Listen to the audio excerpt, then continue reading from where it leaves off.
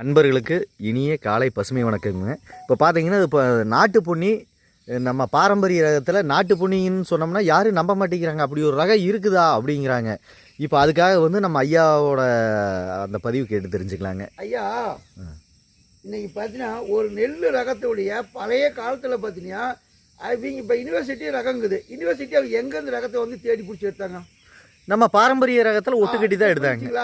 இப்போ பாரம்பரியத்தில் தான் எல்லாமே யூனிவர்சிட்டி ஆகட்டும், தனியார் காப்பீட்டு கம்பெனி ஆகட்டும், இந்த பழைய காலத்தில் பார்த்தீங்கன்னா காட்டு யானை ஒரு நெல் வந்துச்சு. அதான் முதல்ல மலையிலேருந்து விளைஞ்சி அதுலேருந்து தான் எல்லாமே பிறப்பிடமாக வந்தது. கண்டிப்பாக. இப்போ இத்தனை ரகங்கள் இருக்கு. இத்தனை ரகங்கள் எப்படி வந்துச்சு? இப்போ நீ இருக்கிறீங்க, உங்களுக்கு அடுத்தது யாரு? என்னோட வாரிசு.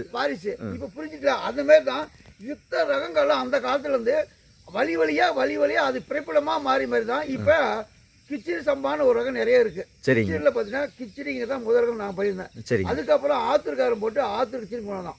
அதுக்கடுத்து ஆற்காடு கிச்சின்னு ஆற்காடுக்கார அவர் அந்த ஏரியாவில் வந்தால் சாப்பாடு அது பார்த்தீங்கன்னா சாமகதிரி மாதிரி வரும்.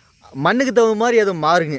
மண்ணுக்கு அதாவது மாறினாலும் திருப்பி அதே நேரம் நம்ம இடத்துக்கு போட்டாலும் அதே மாதிரி தான் வருது. பிறந்துக்கிச்சு, அது விருந்துக்கிச்சு.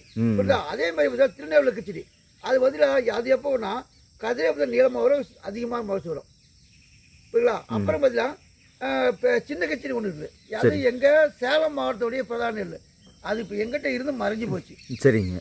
அது தருமபுரி கிச்சிடி, எங்கள் ஏரியாவில் தருமபுரி கிச்சிடி. இந்த மாதிரி இப்போ அது திருச்சிக்கோடு கிச்சின்னு ஒன்று சொல்லிட்டு இருக்கிறாங்க. சரிங்க. இந்த மாரி தான் நெல் ரகங்கள் பிறப்பிடமாக மாறி வருது.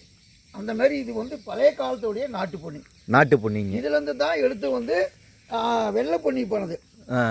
அப்புறம் கருப்பு பொன்னி இருக்குது, சிகப்பு பொன்னி இருக்குது. சிகப்பு பொன்னியில் எடுத்து தான் பையூர் 1 ரகத்தை அவங்க விட்டாங்க. இதுலேருந்து எடுத்து தான் பொன்னின்னு வெள்ளை பொன்னின்னு விட்டாங்க. எல்லாமே நம்ம பாரம்பரிய ரகத்திலிருந்து ஒட்டுக்கட்டி கிராஸ் பண்ணது தான் எல்லா ரகமே. கரு இதுதான் கருவை எல்லா எந்த கம்பெனி யூனிவர்சிட்டி ஆகட்டும், கார்பரேட் கம்பெனி ஆகட்டும், கருவுகள் எல்லாமே தாய் ஒன்று தான். தாய் இதுதான். அதிலிருந்து பிரிஞ்ச மகன்கள் தான் மற்றது எல்லாமே கிளை கிளையாக போடுதுங்க. தெளிவான விளக்கம் சொல்கிறேன். இதுதான் பாரம்பரியத்துக்கும் ஹைபிரிட் நெல்லுக்கும் வித்தியாசம். அது கார்பரேட் கம்பெனியாக கருவு இல்லாதையும் பண்ணுறான், இது கருவோடு இருக்கிறாங்க, அவ்வளோதான். அவன் என்ன பண்ணான், இதுலேருந்து அந்த கருவை அழிச்சிட்டு தான் மகனத்தை ஒட்டி அவன் எடுக்கிறான். வேறு ஒன்றும் இல்லை. இதுக்கு அது வித்தியாசம் இதுதான்.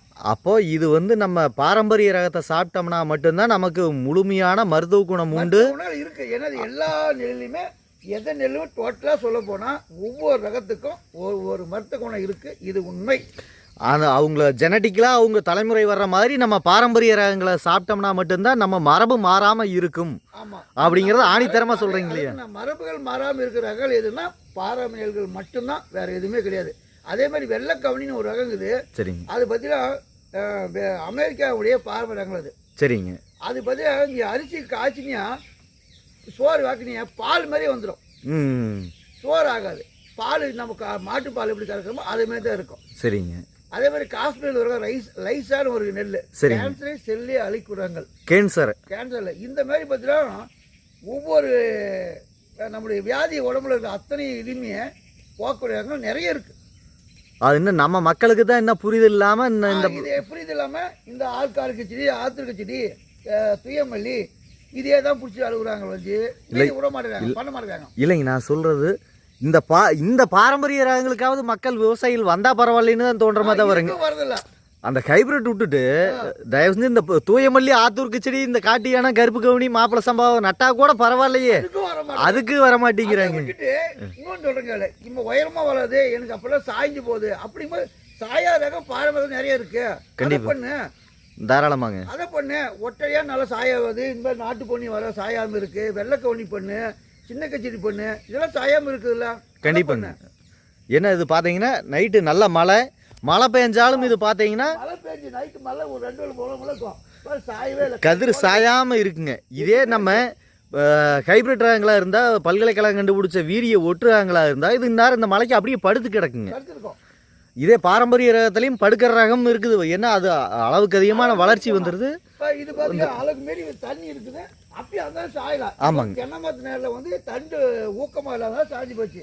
அதனால வெயிலில் இருந்ததுனால கதிரில் சாயலாம். ஆமாங்க, இதுதான் வித்தியாசம். ஏன்னா இது தென்னமரத்தில் வெயில் வெப்பங்கள் அதிகமாக இருந்துச்சுன்னா தண்டு வலுவாக இருக்கும்.